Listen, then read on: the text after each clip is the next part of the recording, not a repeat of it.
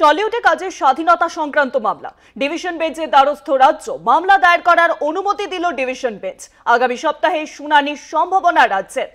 কোনো পরিচালক রাজ্যের হয়ে ছবি তৈরি করেন না, প্রত্যেকে স্বাধীনভাবেই ছবি বানান।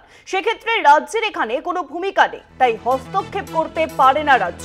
এর আগে পরিচালক বিদুলা ভট্টাচার্যের দায়ের মামলায় সিঙ্গল বেঞ্চের নির্দেশ চ্যালেঞ্জ করে ডিভিশন বেঞ্চে মামলা দায়ের করেছিল রাজ্য।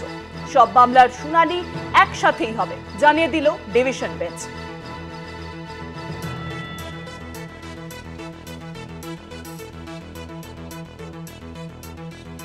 আগামী সপ্তাহে এই মামলার শুনানির সম্ভাবনা বলে জানা যাচ্ছে।